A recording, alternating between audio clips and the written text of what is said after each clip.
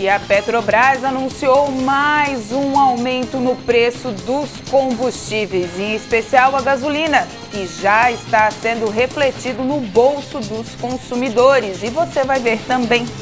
A Anvisa autorizou o uso emergencial de um novo remédio para o tratamento da Covid-19. Vamos falar do calendário vacinal de Criciúma. O Senado aprovou um projeto que suspende a prova de vida no INSS até o final do ano. As exportações do agronegócio brasileiro bateram recorde no mês de julho. O setor de motos tem mostrado sinais de recuperação após crise de crédito, política e sanitária. Após a Câmara dos Deputados barrar a proposta da emenda constitucional do voto impresso, o presidente do Tribunal Superior Eleitoral anuncia medidas para aumentar a transparência das urnas eletrônicas.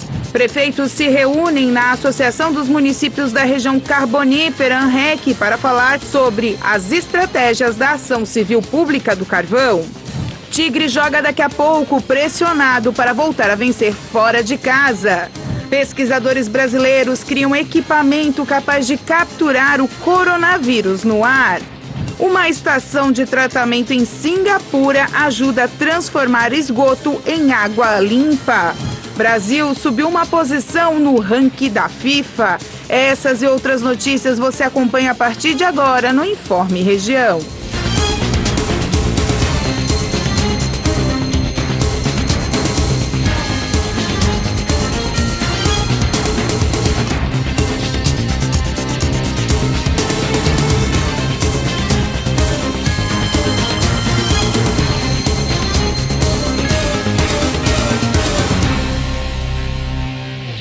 Olá, boa tarde. Hoje é sexta-feira, 13 de agosto de 2021. E a Anvisa autorizou o uso emergencial de um novo remédio para o tratamento da Covid-19. O uso é restrito apenas para hospitais. A Agência Nacional de Vigilância Sanitária aprovou o uso emergencial de mais um medicamento contra a Covid-19, o Regquirona, um anticorpo monoclonal. Esse medicamento auxilia na reprodução de anticorpos, que ajudam a combater doenças. Mas o uso do remédio não previne a infecção.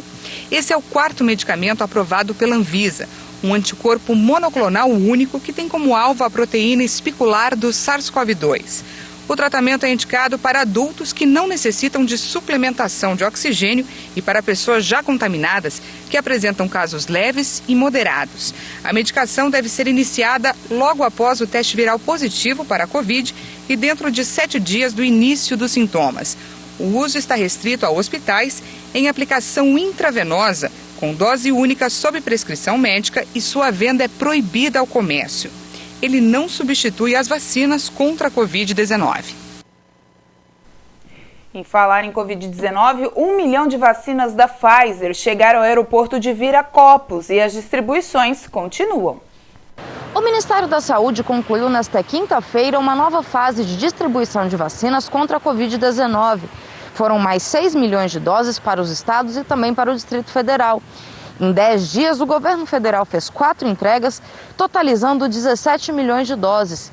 Essa noite, um avião chegou ao aeroporto de Viracopos com mais 1 milhão de vacinas da Pfizer, reforçando o estoque do país. No total, já foram distribuídas 190 milhões de doses de vacina contra a Covid-19. Mais de 150 milhões de pessoas tomaram pelo menos uma dose da vacina até agora. A expectativa do Ministério da Saúde é receber mais 131 milhões de doses até setembro.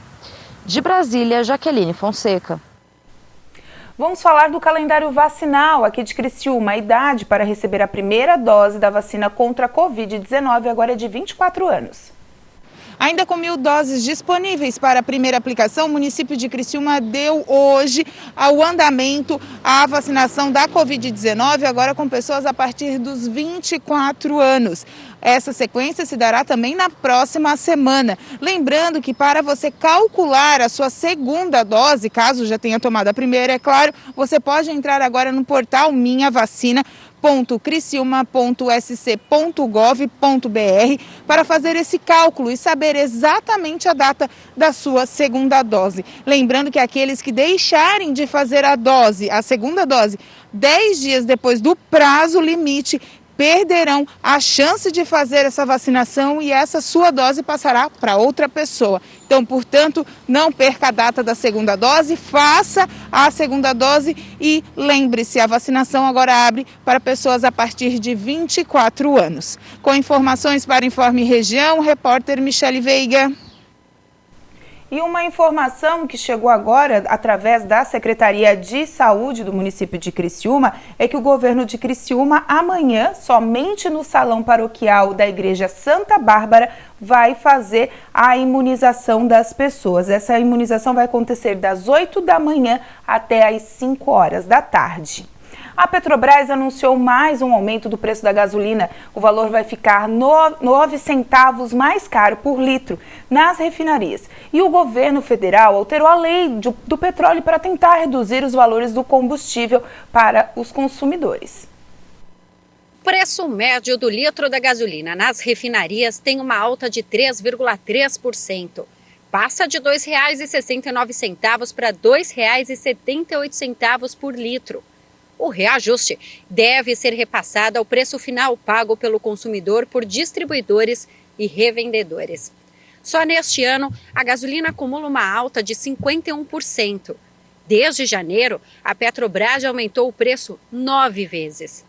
A Petrobras destacou que até a gasolina chegar ao consumidor, são acrescidos tributos federais e estaduais, custos para aquisição e mistura obrigatória de etanol anidro, além dos custos e margens das companhias distribuidoras e dos revendedores. E para tentar estimular a competição e ajudar a reduzir o preço dos combustíveis, o governo federal assinou uma medida provisória que altera a lei do petróleo.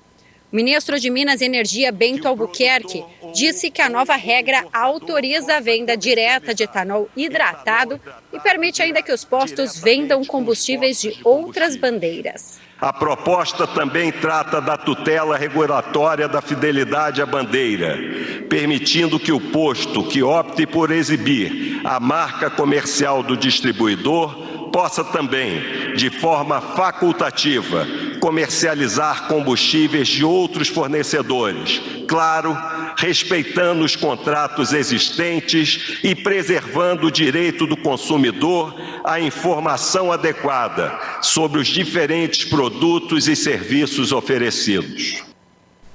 O Senado aprovou um projeto que suspende a prova de vida no INSS até o final do ano. O procedimento chegou até a ser interrompido por causa da Covid-19 por 15 meses. Agora, a proposta segue para a sanção presidencial. O texto aprovado pelos senadores mantém a suspensão da prova de vida para os aposentados e pensionistas beneficiários do Instituto Nacional do Seguro Social até o dia 31 de dezembro de 2021. A medida havia sido suspensa em março de 2020 por conta da pandemia, mas voltou a ser obrigatória em junho deste ano. Quem não fizesse a prova poderia ter o benefício suspenso. A proposta de suspensão tinha sido aprovada pela Câmara dos Deputados em julho, mas voltou para o Senado porque sofreu modificações. De acordo com o relator, o senador Cajuru, do Podemos de Goiás, a suspensão é necessária para evitar a disseminação da Covid-19, uma vez que uma parcela restrita da população está completamente imunizada.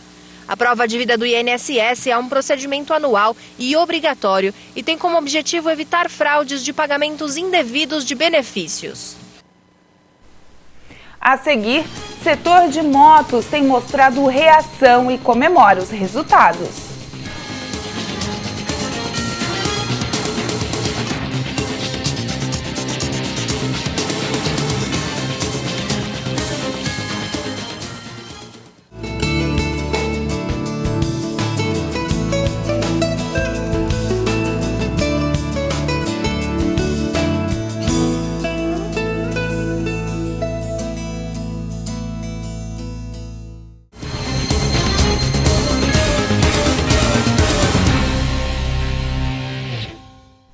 E as exportações do agronegócio brasileiro bateram recorde em julho e alcançaram mais de 11 bilhões de dólares, 15,8% mais do que o mesmo período do ano passado. O embarque em julho nunca havia superado a marca dos 10 bilhões de dólares.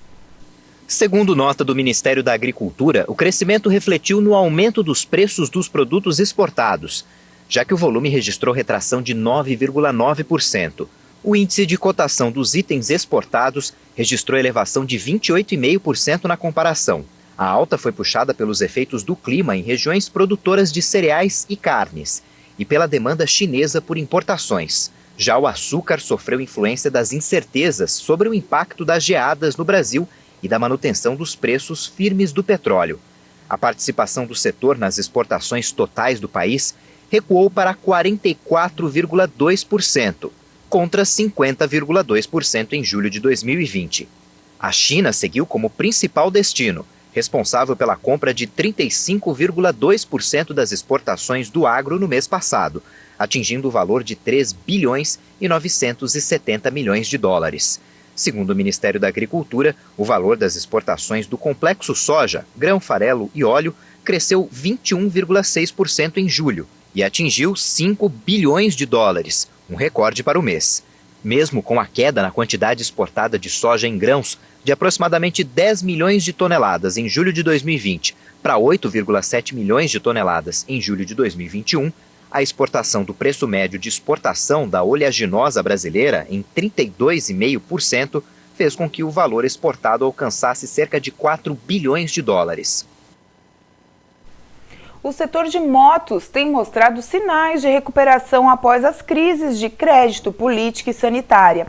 A Abraciclo, que é a representante brasileira das fabricantes de motocicletas e bicicletas, instalada no Polo Industrial de Manaus, prevê um aumento de 24,6% de unidades comercializadas somente neste ano, com relação ao mesmo período do ano passado.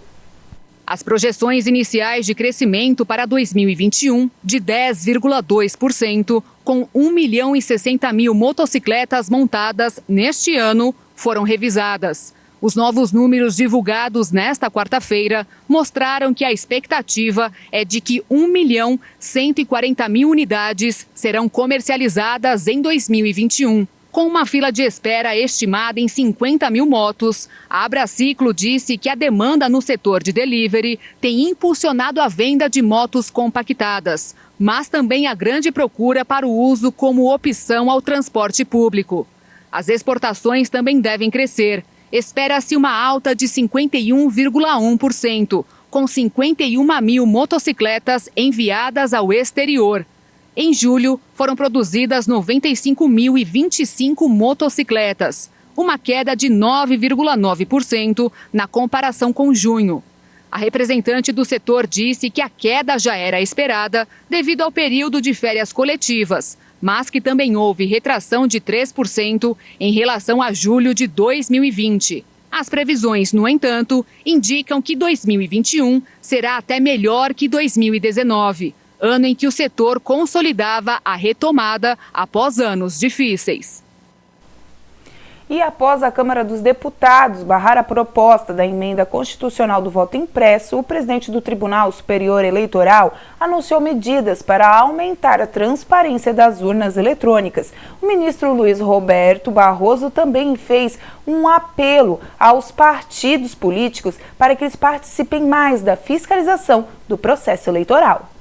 O objetivo é não deixar dúvidas sobre os resultados que saem da urna eletrônica, que começou a ser usada no Brasil há mais de 20 anos. Entre as medidas anunciadas está a abertura dos códigos-fonte aos partidos políticos 6 meses antes do que o prazo normal. O código-fonte são os programas que são inseridos na urna para a votação e computação dos votos. É o que faz o sistema funcionar. Portanto, um ano, não 6 meses, um ano antes das eleições, esses sistemas estão abertos para que todos os partidos ou que se unam e indiquem um técnico, ou 2, ou 3, ou quantos forem, para acompanharem o passo a passo do desenvolvimento do programa da nossa urna eletrônica. Mas para essa medida fazer sentido, o presidente do TSE pediu a colaboração dos partidos políticos, que não enviam representantes para conferir os códigos-fonte. Assim foi nas eleições de 2016, assim foi nas eleições de 2018 e assim foi nas eleições de 2020. Nenhum partido compareceu para fiscalizar. Outra medida anunciada pelo ministro Luiz Roberto Barroso é a ampliação do número de urnas que em todas as eleições são sorteadas e auditadas. Atualmente, 100 urnas passam pela fiscalização das pessoas envolvidas na eleição. Mas o presidente do TSE voltou a lembrar a ausência de representantes dos partidos.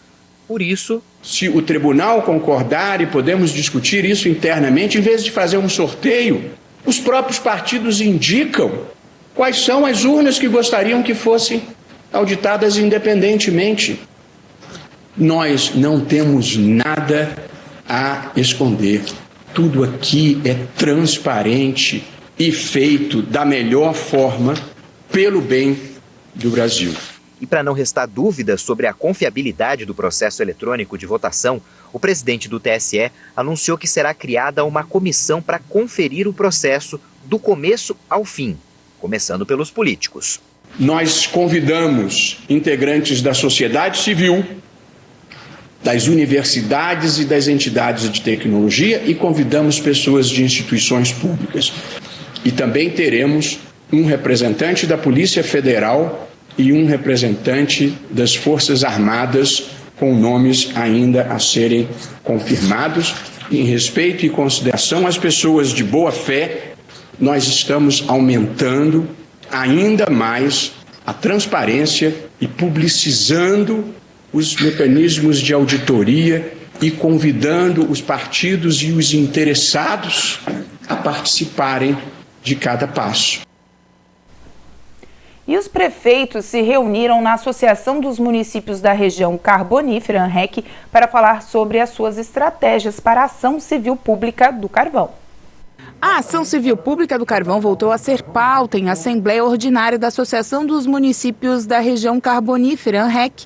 Desta vez, os prefeitos reuniram representantes da Câmara de Vereadores, que fazem parte da ACP, representantes do Sindicato da Indústria da Extração do Carvão do Estado de Santa Catarina, o CESESC, e do Instituto do Meio Ambiente, o IMA, que trataram do tema em preparação ao encontro do dia 18 com o promotor do Ministério Público Federal, Dermeval Ribeiro Viana Filho.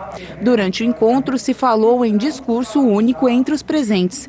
O segundo vice-presidente da ANREC, o prefeito de Cocal do Sul, Fernando De Favre, trouxe a informação do total de 6,5 mil hectares de área da ACP, em que os prefeitos buscam a recuperação ambiental e a agilidade no processo. Segundo ele, é uma área que está parada e são áreas para a construção de indústrias e praças, áreas que ficariam à disposição da sociedade precisando da desburocratização do sistema. O desenvolvimento da região também depende dessa passagem de comando das áreas, disse De Favre durante o discurso na ANREC. De acordo com os prefeitos, agora é esperar a resolução do promotor do Ministério Público para o destino desses hectares. E a seguir, o Tigre joga daqui a pouquinho, pressionado para voltar a vencer fora de casa.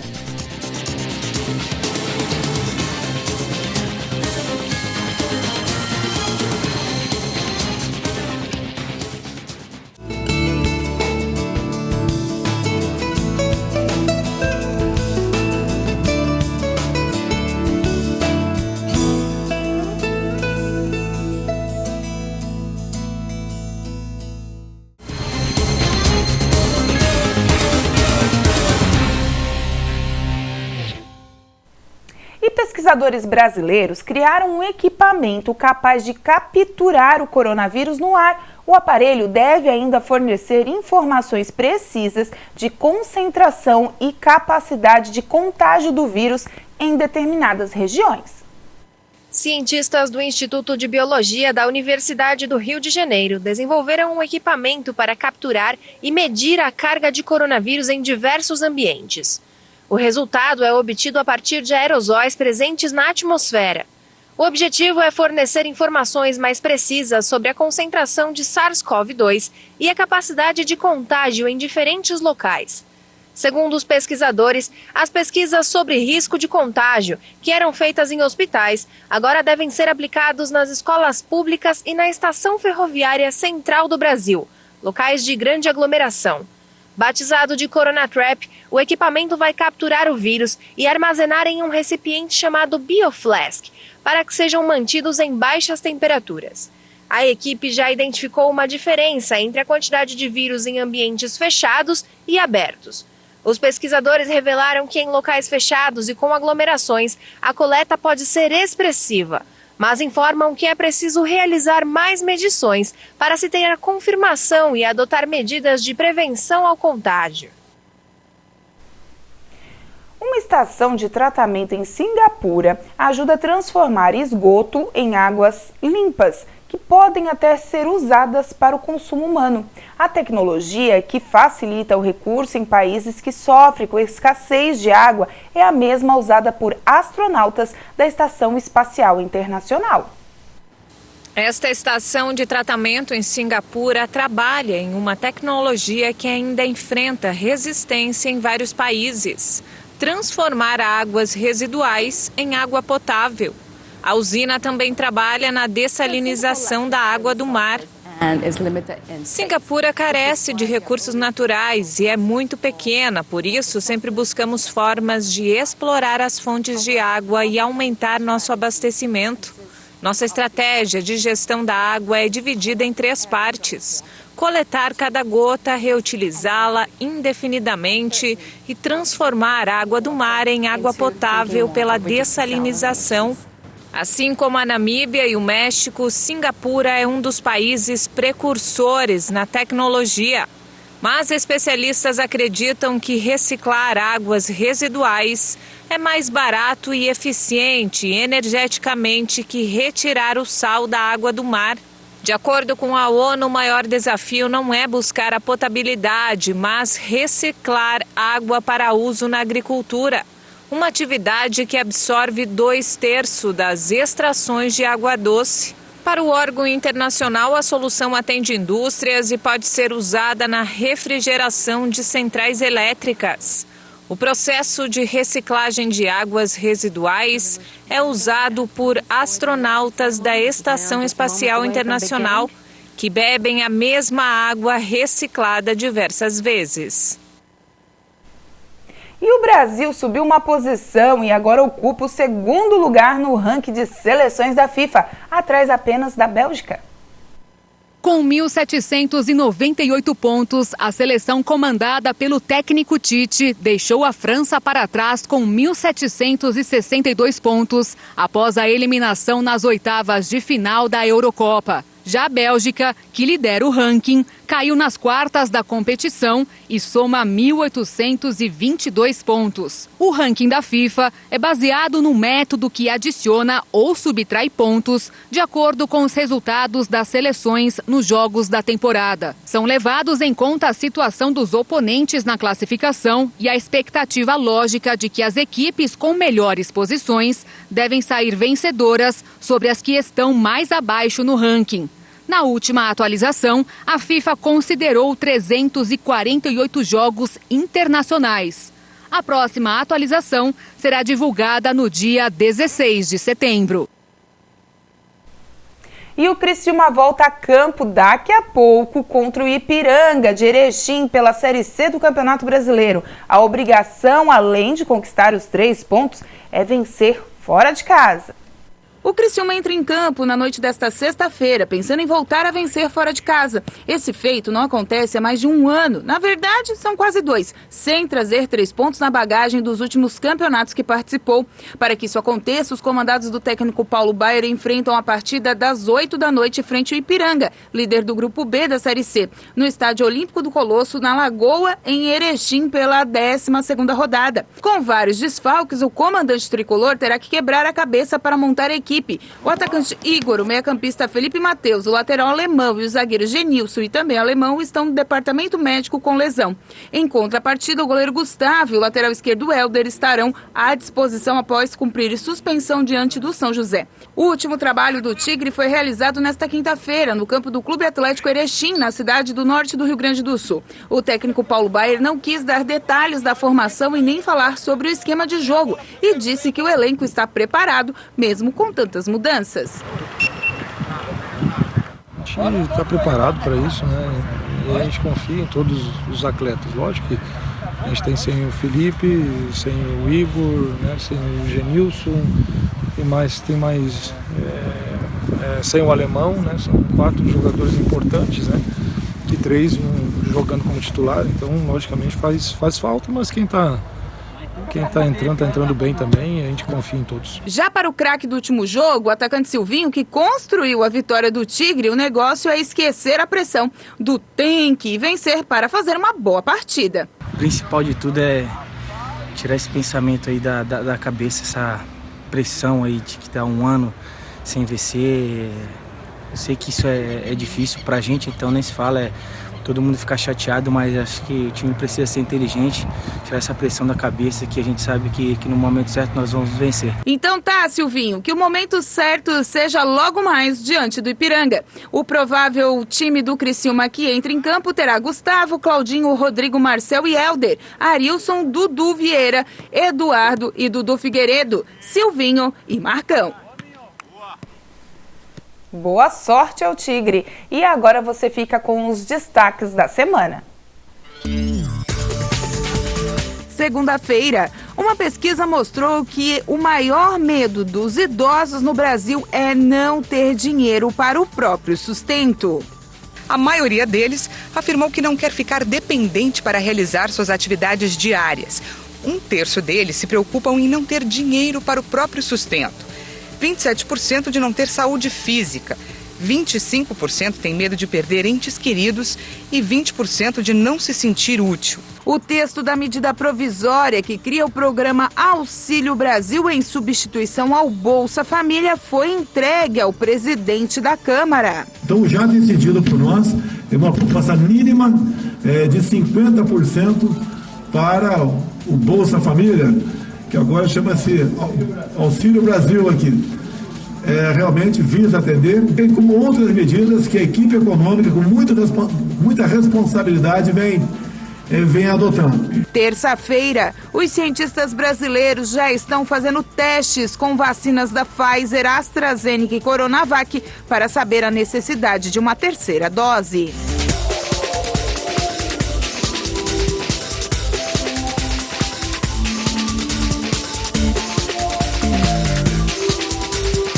De acordo com os dados do Ministério da Saúde, mais de 45 milhões de brasileiros tomaram a segunda dose ou a dose única da vacina contra a Covid. A pasta totaliza 151.711.314 doses injetadas dentro da campanha nacional de imunização contra a doença. O Brasil é a segunda nação com mais óbitos desde o início da pandemia, com 563.151, atrás apenas dos Estados Unidos.